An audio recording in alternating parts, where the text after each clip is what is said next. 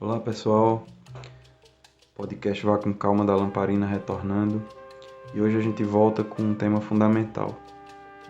Há muitos anos, as populações do campo vêm sofrendo com o fechamento de escolas das suas comunidades. Na Paraíba, por exemplo, houve intensificação desse processo nos últimos 5 anos. E na entrevista de hoje, com o professor de Geografia Alisson Clauber, que trabalha na Escola Municipal Presidente Vargas, lá em Sumé, nós vamos falar sobre o fechamento das escolas do campo naquela cidade. Alisson acompanhou a resistência a essa ação ao longo dos últimos anos e os impactos sofridos pelas comunidades, professores, estudantes e suas famílias. Na análise que ele faz ao longo dessa entrevista, fica evidente a falta de diálogo do poder público, do governo municipal, com as populações do campo. Muito fruto de uma lógica gerencialista que está sendo aplicada à educação em âmbito nacional, estadual e municipal, o que termina resultando, nesse caso, no esvaziamento do campo por meio do corte de vínculo das crianças e jovens com as suas comunidades, quando estes são forçados a se deslocar para estudar em outras comunidades ou mesmo na cidade. Essas e outras questões são abordadas na entrevista que vocês vão ouvir agora.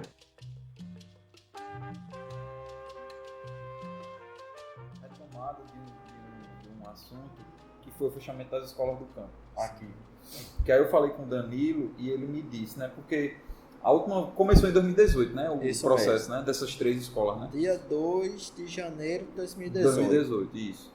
E aí eu fui atrás do que a gente tinha feito na Lamparina, aí a gente tinha feito uma reportagem que foi uma audiência pública que teve na Câmara dos Vereadores, que estava presente, acho que era um deputado estadual, alguma coisa assim, eu não lembro qual era o nome dele, mas parece que era algum deputado. E aí ele estava na cidade e fez essa audiência. Aí tinha um vereador, aí tinham 3 mães, uma de cada escola, inclusive Carla, né? Isso. E tava a professora Socorro. Eu lembro dessa Tu tá lembrado? Tá, Pronto, a gente filmou. Se eu não me engano era Frei Anastácio. Era Frei Anastácio. Eu acho que foi. E aí foi assim, bem impactante a fala, né, do pessoal.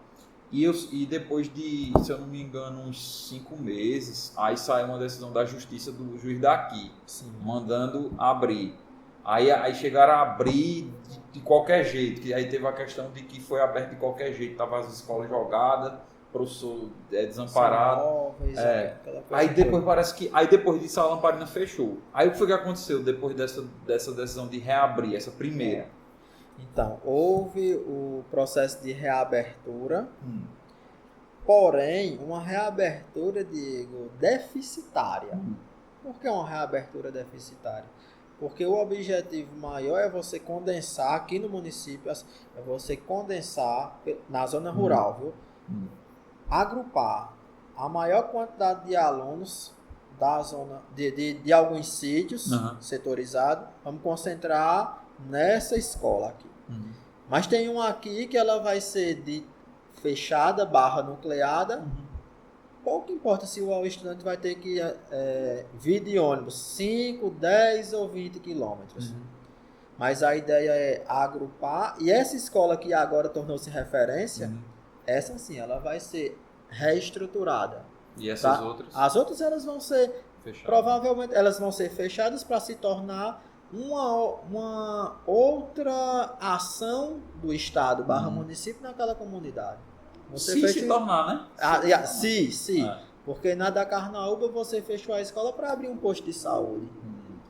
Aí você automaticamente está dizendo para as pessoas o quê? Você não tem direito aos dois, a saúde e a educação. Faça essa leitura, né? Eu não posso ter um posto de saúde e uma escola em prédios diferentes se você vai investir. Não. Aí você traz os estudantes lá da Carnaúba para o Poço da Pedra. É distante. Se você pegar, analisando o mapa de Sumé, é uma distância considerável. Você pega os estudantes da zona rural do assentamento Mandacaru, dos anos iniciais, e leva-os para a Escola da Conceição, para João de Souza. Então, isso... Mas você colocou os estudantes, Diego, nessa escola e as melhorou. Melhorou as escolas. A escola do Poço da Pedra e melhorou a escola lá de João de Souza, da Conceição, do sítio Conceição. A pergunta que se faz é se você iria investir na escola que agora os estudantes estão indo, por que você não investiu na escola da comunidade?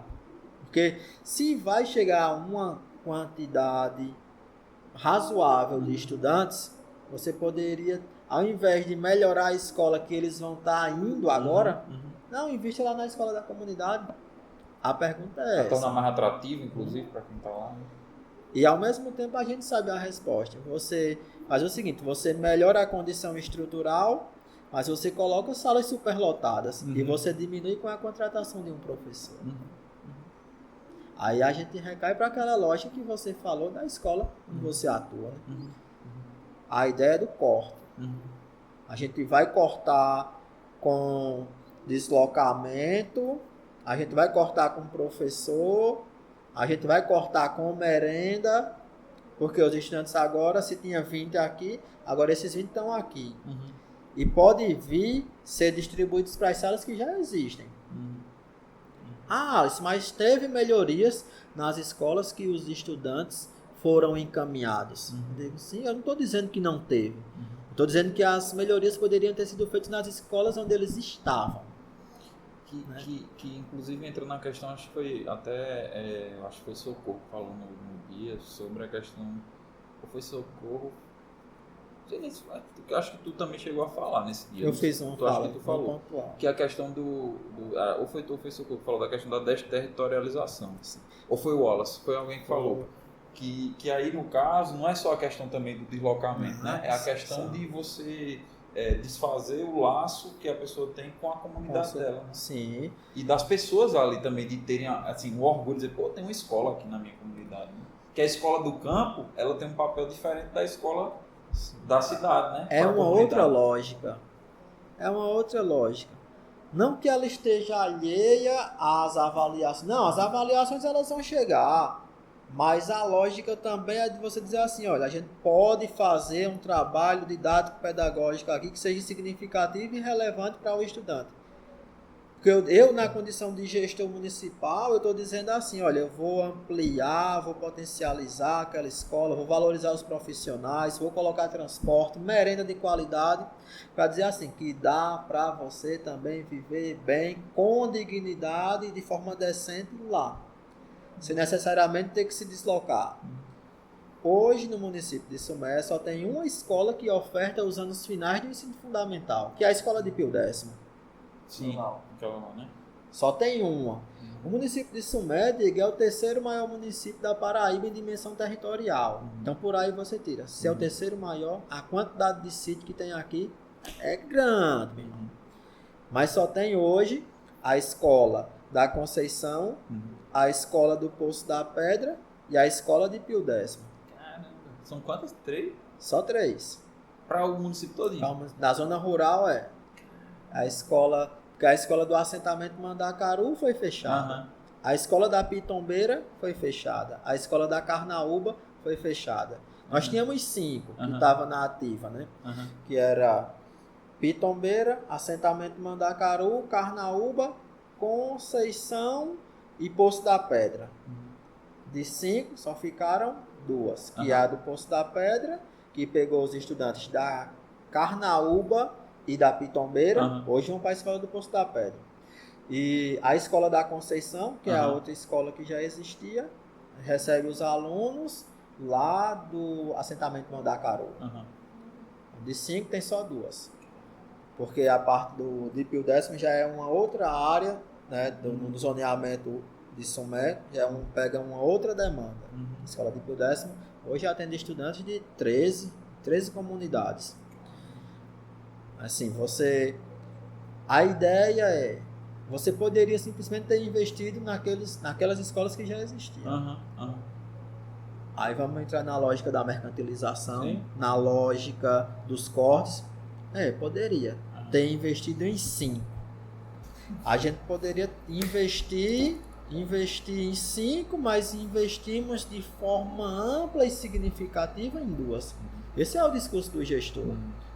E um discurso que é feito não só pelo gestor, mas por boa parte da equipe da secretaria o objetivo é fazer com que os investimentos eles sejam, é uma palavra bem econômica, né?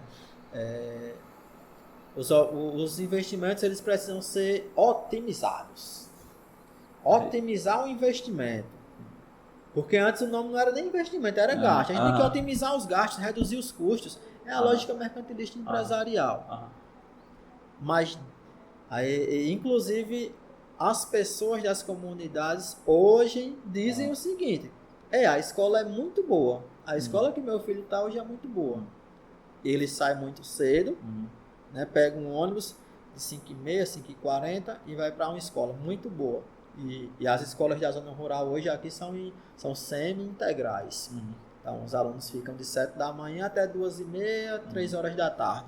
Almoça e depois vem para casa. Que massa! Bom demais. A depender dessa concepção de escola integral, ela precisa também ser conversada. Porque nem todo mundo quer estudar em escola integral. E zona rural, boa parte dos estudantes eles ajudam seus familiares, né, nos roçados, nos plantios. Mas agora você está ficando de 7 da manhã até, vamos botar 2h30, 3 horas da tarde. E quem não for daquela comunidade da escola, que a gente, vamos dizer que essa escola tem um desenho dela, seja de uma escola do campo, né? Sim. Não no campo, né? Que seja do campo mesmo, assim, voltada para você estar ali na sua comunidade. Mas quem não é dessa comunidade, está passando o dia inteiro fora de sua comunidade e quando volta não tem contato, praticamente, né? É a perda de vínculos, né? Você vai se distanciando, porque pegar como exemplo a escola da Pitombeira, Diego, era o seguinte: os estudantes eram dali do entorno da escola. A escola aqui, os estudantes eram daqui do entorno. Então você saía da escola e tu via na hora do intervalo, dos 20 minutos do intervalo, teu pai, tua mãe, teu tio, tua tia plantando ali. Os responsáveis pelos estudantes constantemente estavam na vida ativa escolar. Sim. Hoje você não sai da Pitombeira com tanta facilidade para ir para o Poço da Pedra. Tem que botar gasolina. O preço da gasolina está elevado. Então, não vou com tanta frequência como eu ia quando a escola era na minha comunidade. Então, são questões que a gente, de fato, precisa estar conversando sobre, desnaturalizando muita coisa, principalmente os discursos que são construídos pela mídia. Sim. E a gente subjetiva, né? Não é a mídia, são pessoas, né? São gestores, são diretores, são professores, e cada um com seu discurso, que é eminentemente político e ideológico. Parece muito com o discurso do que a gente estava debatendo, né? A questão da meta. No caso aqui muda para a questão dos recursos, né? Então, porque tem pouco aluno, porque para diminuir a questão do gasto com o transporte, que eu lembro que na época era isso, né? Também. Alimentação, né? Transporte, alimentação, eles falavam professores. Isso, né? E aí, como foi que ficou a questão de lá, né? Eu soube que reabriu, aí parece que fechou de novo. Fechou, pronto. Depois que teve o processo, que teve todo aquele período de mobilização, nós fomos abrir, né, o processo lá em Monteiro. Abrimos o processo em 2 instâncias. A gente não sabia nem qual era a instância, se era, né, no Ministério Público Federal ou no estadual. E a gente abriu nos 2. Mas depois a gente disse, não, é estadual. Nos caracteriza, a gente pensava, porque o assentamento então é direcionado de terras federais. Mas não, quando foi analisado de fato, era no Ministério Público Estadual. Depois dos processos de mobilização, de debates na Secretaria da Educação, na Prefeitura, né, da audiência, e houve o posicionamento do Ministério Público determinando a reabertura, foi reaberto. Voltaram. Acho que foi depois do período de recesso junino, saiu um parecer dizendo que precisaria reabrir a escola. Isso foi em 2018? 2018 ainda. Aí reabriu no ano de 2018, porém reabriu de forma deficitária, porque quando foi no ano de 2019, início do ano letivo, não foi feito nem aquele período de matrícula nas escolas. O pessoal da zona rural teve que fazer matrícula na Secretaria da Educação sem saber aonde os filhos ainda iam estudar. Já para esvaziar a matrícula e dizer que não tinha aluno. Isso, a lógica foi essa, de eu não vou colocar na escola, não vou colocar na escola alguém para fazer matrícula. Já para dificultar. Isso. Aí o pessoal tinha que vir fazer matrícula na Secretaria da Educação. Assim, se você coloca a pergunta prática que eu faço para você agora. Se você coloca alguém na escola para fazer matrícula para os estudantes, obviamente, né? Não é nem realizar, é renovar. Porque você já estuda naquela escola, só vai renovar, beleza? Você só vai renovar. Aí não foi feito esse processo. As pessoas tiveram que vir para a Secretaria da Educação. Então você já está insinuando que não vai ter naquele espaço. E pergunta factual. Você é morador da zona rural. Você quer que seu filho estude numa escola na comunidade onde ele reside ou numa escola em outra comunidade? É lógico, é fato e é óbvio. E ainda existem discursos do tipo: não, mas hoje com as condições que na escola que eles estão matriculados, com as condições que aquela escola tem, é melhor para eles. Agora esse discurso é feito pela equipe da gestão. Porque se você perguntar a qualquer mãe, ou pai, ou tio, ou avó, diz assim: olha, e se ao invés do investimento que foi feito em tal escola, na escola da Conceição ou na escola do Poço da Pedra, se o investimento tivesse sido feito lá na escola da Carnaúba, lá na escola do assentamento Mandacaru, ou na escola da Pitombeira, e aí, você iria sair? É discutir sobre o óbvio, sobre o lógico, mas algumas pessoas ainda vão querer dizer assim: não, mas foi melhor porque olha a escola lá como é bonita. Eu digo: beleza, eu entendo, a escola lá tá bonita, tá linda, mas essa boniteza e essa lindeza poderia ser aqui, a depender de quem pensou a lógica da educação, do investimento da educação a nível municipal. Mas agora são só 2. E provavelmente daqui a pouquinho não vai ter nem escola na zona rural, a não ser a de Pio X. Porque se você investe em transporte público, você vai catar todos os estudantes da zona rural e vai trazer para as ótimas escolas que tem aqui. Total. Não, com certeza, o projeto é esse. Você desvincula, você desenraiza os estudantes de lá, daqueles territórios.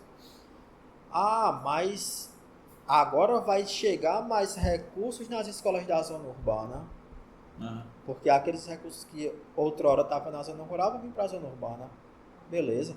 Mas vai ter um processo gigante de esvaziamento do campo. Total. Isso implica em quê? Quem está lá na zona rural é quem está plantando. É muito mais... Fazendo assim os links, né? É muito mais amplo. A gente está esvaziando, a gente não está potencializando a vida lá. A gente está vindo para a zona urbana. Estamos vindo para a zona urbana. Obrigando. Estamos vindo para a zona urbana. E estamos colocando na lógica, na cabeça, estamos inculcando de forma sutil.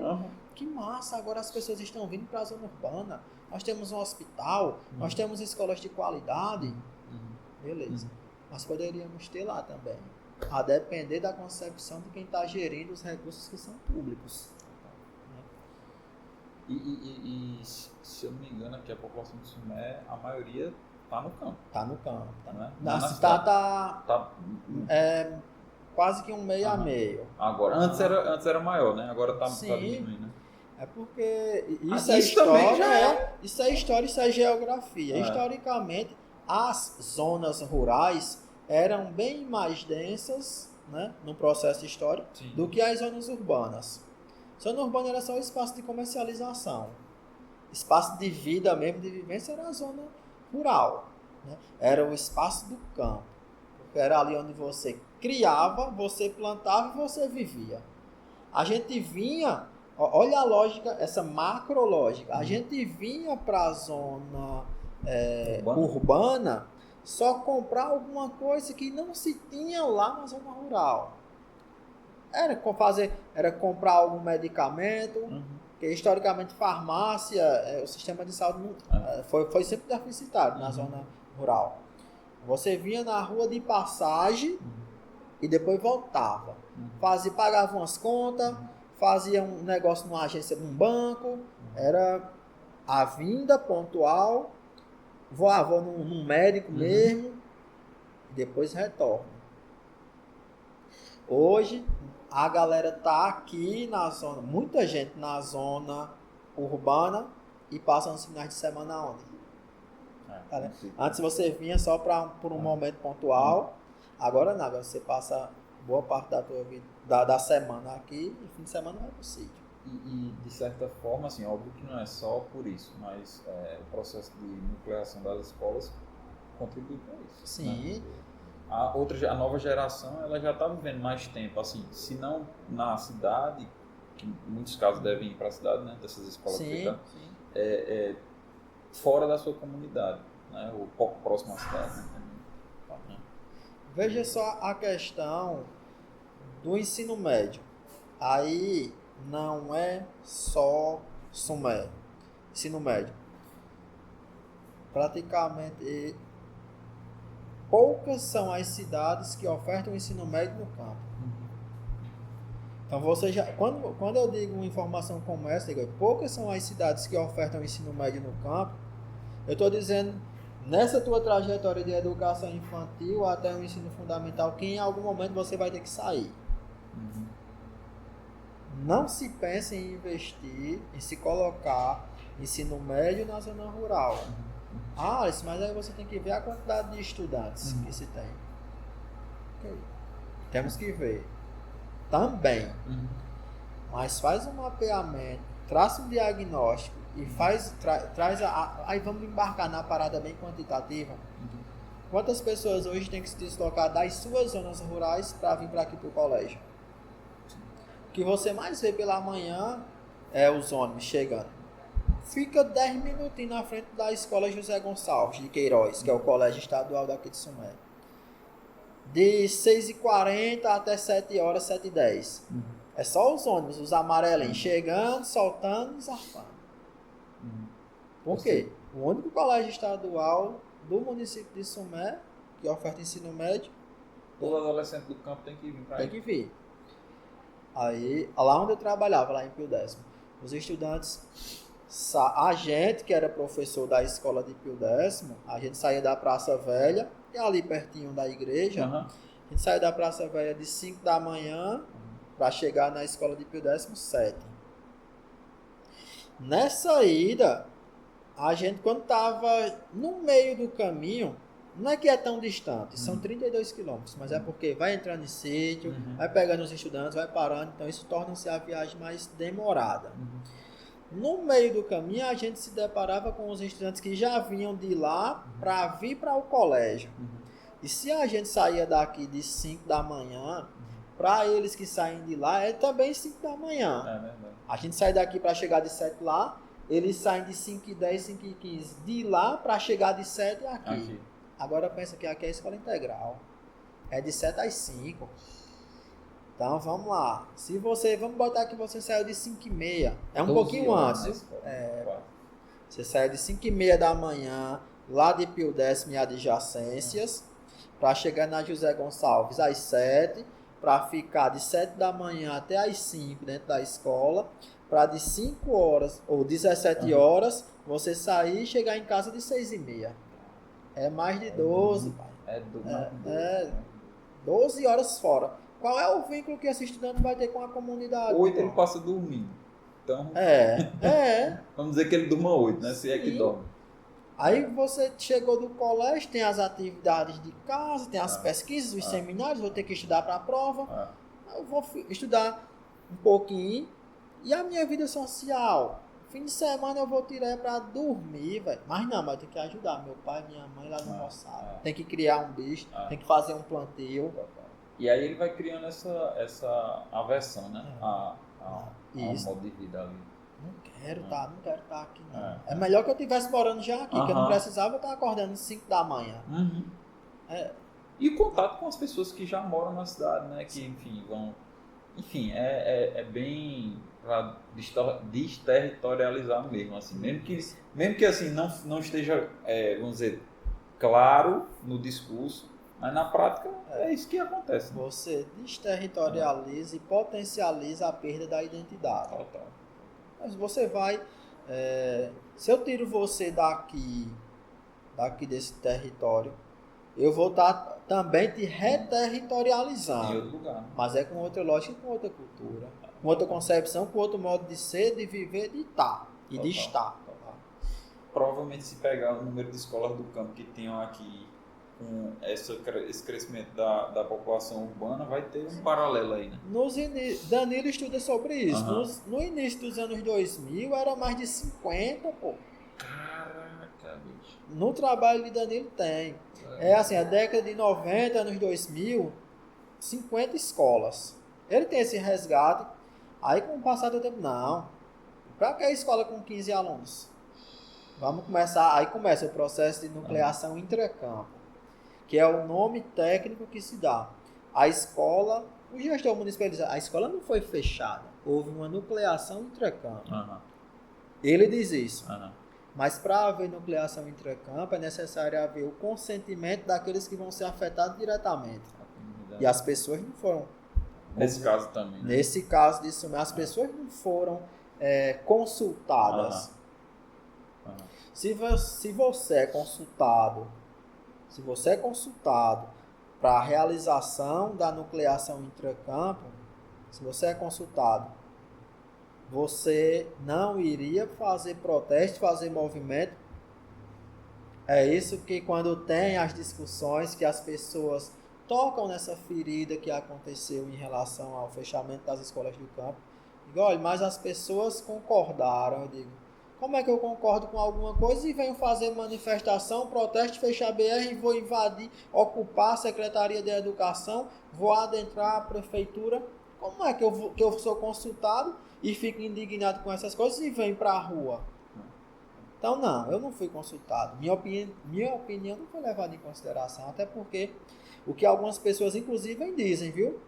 Olha, Alice, Liliane, Carla, Fábio, Lívio, que é professor, pronto, os 5 que foram abrir o processo lá, pronto, foi eu, Carla, Lívio, Liliane e Fábio.